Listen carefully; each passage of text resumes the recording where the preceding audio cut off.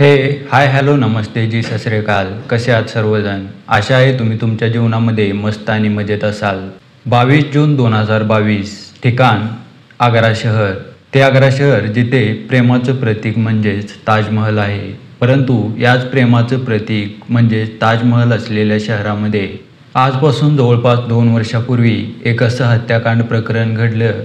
जेव्हा हे हत्याकांड प्रकरण लोकांच्या समोर आलं तेव्हा लोकांचा प्रेमाकडे पाहण्याचा दृष्टिकोन बदलला होता. आता जिला तुम्ही स्क्रीनवरती पाहताय ती आहे रितिका सिंग. आजची कहाणी या रितिका सिंगच्या अराउंडच फिरणार आहे.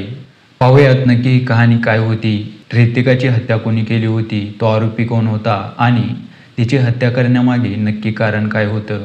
या कहाणीमध्ये प्रेम आहे, या कहाणीमध्ये नकार आहे, या कहाणीमध्ये ट्विस्ट अँड टर्न आहेत. खूप इंटरेस्टिंग कहाणी आहे. परंतु या कहाणीचा शेवट इतका भयानक आहे की कोणाच्याही अंगावरती काटा आल्याशिवाय राहणार नाही. कहाणी तशी खूप कॉम्प्लिकेटेड आहे, परंतु मी माझ्या पद्धतीने तुम्हाला समजेल अशा पद्धतीने ही कहाणी समजून सांगण्याचा प्रयत्न करेन. जेव्हा मी या केसवरती रिसर्च करत होतो तेव्हा नकळत मला अशाच प्रकारची कहाणी किंवा अशा प्रकारची स्टोरी एका चित्रपटामध्ये असल्याचंही लक्षात आलं. तो चित्रपट कोणता आहे तोही तुम्हाला मी शेवटी सांगेन. मित्रांनो, कहाणी समजून घेण्यासाठी प्रथमतः आपण सुरुवात रितिकाच्या लहानपणापासून करूया. आता इथे 3 शहर आहेत, तर आपण एक एक शहरामध्ये स्टोरी कंप्लीट करून दुसऱ्या शहराकडे जाऊया. प्रथमतः ज्या ठिकाणी रितिकाचा जन्म झाला होता ते ठिकाण होतं गाझियाबाद हे शहर. गाझियाबाद शहरामध्ये रितिकाचा जन्म झाल्यानंतर तिची जी फॅमिली होती ती एक मिडल क्लास फॅमिली होती. रितिका लहानपणापासूनच दिसायला सुंदर होती. शाळेमध्ये पण एक ॲव्हरेज स्टुडंट होती. सोबतच तिला महत्त्वाचं म्हणजे फोटोग्राफी किंवा व्हिडिओ शूट करणं आवडत होतं. म्हणजे तिला रील्स बनवणं हे लहानपणापासूनच तिला सवय लागली होती. जेव्हा लहानपणी तिच्या शाळेला सुट्ट्या लागायच्या तेव्हा ती तिच्या मामाच्या गावी जायची आणि तिच्या मामाचं गाव होतं टोंडला हे गाव. आता जनरली आपण पण आपल्या लहानपणी किंवा अजूनसुद्धा जेव्हा आपल्या शाळेला वगैरे सुट्ट्या लागतात तेव्हा सुट्ट्या एन्जॉय करण्यासाठी आजोळी जातोच. तशाच पद्धतीने ही रितिकाही तिच्या आजोळी जायची. आता जनरली आपण पण जेव्हा मामाच्या गावी किंवा आजोळी जातो तेव्हा मामाच्या घराच्या आसपासची जी मुले असतात ती एकत्र येतात आणि सगळे मिळून खेळतात. तशाच सेम पद्धतीने रितिका आणि ती लहान मुले खेळायची. आणि त्या लहान मुलामध्येच आकाश गौतम नावाचा एक मुलगा होता. तो पण लहानच होता रितिकाच्या वयाचा. आता लहानपणी फक्त मैत्री असते, प्रेम वगैरे या गोष्टीकडे लहान मुलांचं लक्ष नसतं. रितिकाने तिची 10वी कंप्लीट केलेली होती आणि 10वीची सुट्टी लागल्यानंतर ही तिची एक्झाम दिल्यानंतर आजोळी जाते. आजोळी गेल्यानंतर आता तो आकाश गौतम होता ना, तो लहान मुलगा, तो पण मोठा झालेला होता. तो रितिकाला प्रपोज करतो आणि सांगतो मी तुझ्यावरती प्रेम करतोय, तो मला आवडते. परंतु रितिका त्याला नकार देते, त्याचा प्रपोज रिजेक्ट करते. रितिका त्या आकाशला सांगते हां तुझ्याकडून एकतर्फी प्रेम असेल, परंतु माझ्या मनामध्ये तुझ्याबद्दल कोणत्याच फिलिंग्स नाही आहेत. मी तुला जस्ट एक फ्रेंड समजते, त्याच्या पलीकडे आपलं कोणतंच नातं नाही आहे. But Akash completely obsessed with Ritika. त्याला काहीही करून रितिकाला पटवायचं होतं, त्याला काहीही करून रितिकाला आपल्या प्रेमाच्या जाळ्यामध्ये अडकवायचं होतं. आता हे सर्व झाल्यानंतर रितिकाने त्याला नकार दिल्यानंतर रितिका परत गाझियाबाद म्हणजे तिच्या गावी येते. गावी आल्यानंतर ते 11वीला जाते. 11वीला गेल्यानंतर हा आकाश आहे ना, तो गाझियाबाद या शहरामध्ये येतो. ॲक्च्युली जो आकाश होता ना त्याची एक बहीण पण गाझियाबाद या शहरामध्ये राहत होती. त्यामुळे तो गाझियाबाद या शहरामध्ये शिफ्ट होतो. तो रितिकाचा नंबर वगैरे घेतो, रितिकाला भेटायला वगैरे बोलवतो.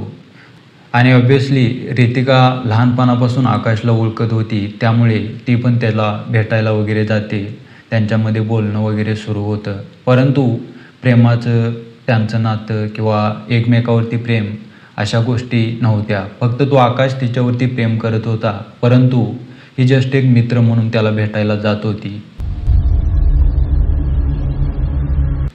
तो आकाश हिला पटवण्याचा भरपूर प्रयत्न करत होता. त्याच्याकडे जेवढे पण पर्याय होते तो पर्याय तो करून बसलेला होता. रितिकाने तिच्या घरामध्ये त्या आकाशची कंप्लेन ही केली होती की तो आकाश माझ्यावरती दबाव टाकतोय. आणि हे सर्व झाल्यानंतर एक दिवस असा येतो, आकाश रितिकाला किडनॅप करतो.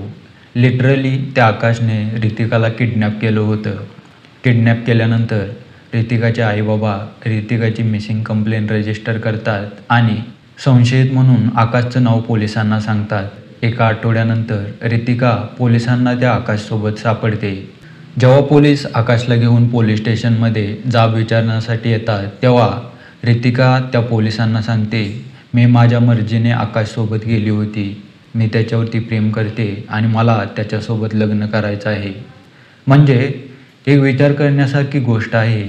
जी रितिका लहानपणापासून त्याला नकार देत होती किंवा त्याच्यावरती प्रेम करत नव्हती, ज्या रितिकाला तो आवडत नव्हता, त्या रितिकाला आकाशने तिला किडनॅप केल्यानंतर कसं काय तो आवडायला लागला किंवा कशी काय ती किडनॅप केल्याच्या नंतर त्या आकाशच्या प्रेमामध्ये पडली, हा एक मोठा प्रश्न होता. रितिकाचे आईबाबा पण शॉक झालेले होते तिचं हे उत्तर ऐकून. दिवसावर दिवस उलटून जातात आणि त्याच्यानंतर ही रितिका त्या आकाशसोबत लग्न करते. आकाशला या रितिकाचा लूक किंवा तिचं दिसणं, तिचे वाढणारे फॉलोअर्स इंस्टाग्रामवरती हे पाहून ना खूप आनंद होत होता. परंतु लग्न झाल्याच्या थोड्या दिवसानंतर या दोघांच्या नात्यामध्ये भांडण व्हायला सुरुवात होते. ज्या आकाशला पहिल्यांदा ही रितिका आवडत होती, तिचं दिसणं आवडत होतं, तिचे इंस्टाग्रामवरती वाढणारे फॉलोअर्स आवडत होते, तेच आता या आकाशसाठी ओझं बनायला लागलेले होते. त्याला लग्नानंतर रितिकाचं व्हिडिओ बनवणं आवडत नव्हतं, त्याला रितिका ऑनलाईन असलेली आवडत नव्हतं किंवा जे पण रितिका डिसिजन घेत होती त्या डिसिजनला तो कम्प्लिटली इग्नोर करत होता किंवा त्याच्या विरोधात तो जात होता. आता तो आकाश होता ना, तो तर कोणतं काम करत नव्हता. या रितिकाचे जास्त फॉलोअर्स होते इंस्टाग्रामवरती, त्यामुळे ती स्पॉन्सरशिप वगैरे करायची आणि त्या स्पॉन्सरशिपचे जे पैसे यायचे त्याच्यातूनच यांचं घर किंवा त्या दोघांचं कुटुंब चालत होतं. जसजसे दिवस उलटून जात होते तसतसे यांच्यामध्ये भांडण व्हायला सुरुवात झाली होती. आणि एक दिवस असा येतो, रितिका या आकाशला सोडते आणि आग्रा या ठिकाणी येऊन राहायला सुरुवात करते. आता आग्रा या ठिकाणी येऊन राहायला सुरुवात केल्यानंतर रितिकाला एका जॉबची गरज असते आणि अशातच तिला ट्युशन टीचरचा एक जॉब ऑफर होतो. म्हणजेच लहान मुलांना शिकवण्यासाठी ॲज अ टीचर ती एक जॉब जॉईन करते. आणि ज्या मालकाचा तो टीचिंग क्लास होता किंवा ज्या मालकाच्या हाताखाली ती काम करत होती त्याचं नाव होतं विपुल अग्रवाल. विपुल अग्रवालला तर ही आधी ओळखत नव्हती, परंतु त्या टीचिंग क्लासमध्ये ॲज अ टीचर तिने जॉईन केल्यानंतर त्या विपुल अग्रवालची आणि या रितिकाची मैत्री होते. मैत्रीच्या काही दिवसानंतर त्या दोघांमध्ये प्रेम होतं आणि ज्या आग्र्यामध्ये रितिका जाऊन एकटी राहत होती त्याच आग्र्यामध्ये तिच्या रूममध्ये तो विपुल अग्रवाल येऊन राहायला सुरुवात करतो. म्हणजे आता रितिका आणि तो Vipul Agarwal as a live in रिलेशनशिपमध्ये राहायला लागलेले होते, ॲज अ कपल राहायला लागलेले होते. दुसरीकडे आपण जर आकाशकडे पाहायला गेलं तर तो जास्त चिडलेला होता. त्याला पण हे माहीत नव्हतं रितिका नक्की कुठे आहे, ती काय करते आहे. कारण रितिकाने इंस्टाग्रामवरती ऑनलाईन राहणं कम्प्लिटली बंद केलं होतं. तिने रील्स टाकणं किंवा इंस्टाग्रामवरती पोस्ट करणं कम्प्लिटली बंद केलं होतं. रितिकाला या गोष्टीची भीती वाटत होती. जर आपण कुठे आहे हे जर आकाशला समजलं तर तो येऊन आपल्याला मारेल वगैरे.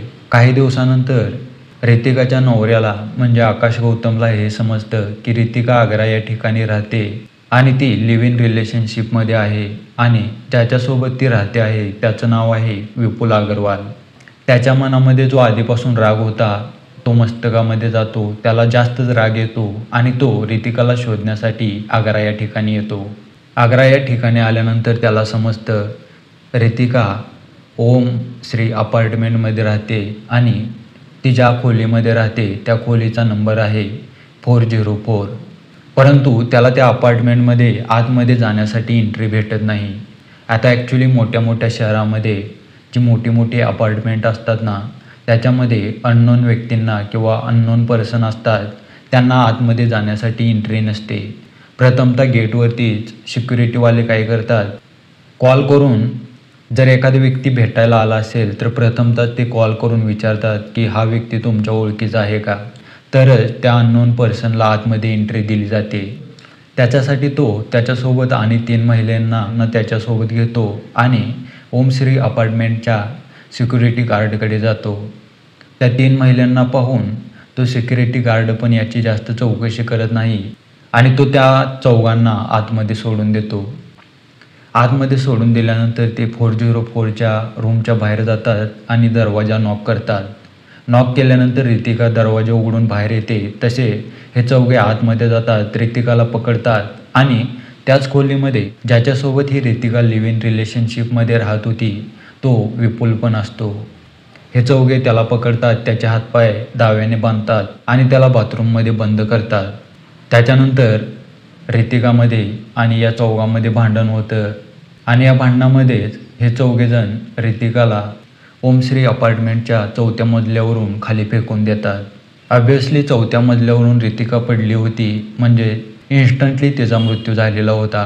त्याच्यानंतर या चौघांना काय करायचं हे समजत नाही आणि हे चौघे तिथून पळून जाण्याचा प्रयत्न करतात, परंतु सिक्युरिटी गार्डच्या हुशारीमुळे त्या चौघांना पकडलं जातं. अशा पद्धतीचीच कहाणी एका चित्रपटामध्ये आहे आणि त्या चित्रपटाचं नाव आहे जान. अजय देवगण आणि ट्विंकल खन्ना या दोघांचा तो पिक्चर आहे. ॲक्च्युली तो पिक्चर ना ही घटना घडण्याच्या खूप आधीच रिलीज झालेला आहे, परंतु सेम अशा पद्धतीचीच त्यामध्ये कहाणी आहे. प्रथमतः अजय देवगणला ट्विंकल खन्नाला मारण्याची सुपारी दिली जाते आणि त्याच्यानंतर जेव्हा अजय देवगण तिला मारण्यासाठी वगैरे जातो तेव्हा तो अजय देवगण तिच्या प्रेमामध्ये पडतो. आता ॲक्च्युली तो अजय देवगण पण त्या ट्विंकल खन्नाला किडनॅप करतो आणि इथे आकाश गौतमने पण या रितिकाला किडनॅप केलं होतं आणि तेव्हाच ही रितिका त्या आकाशच्या प्रेमामध्ये पडली होती. परंतु त्या चित्रपटाचा शेवट वेगळा आहे आणि या कहाणीचा शेवट वेगळा आहे. आपल्या चॅनलला सबस्क्राईब करून ठेवा, जेणेकरून पुढचे व्हिडिओ येणार त्याचे नोटिफिकेशन तुम्हाला सर्वात आधी भेटेल.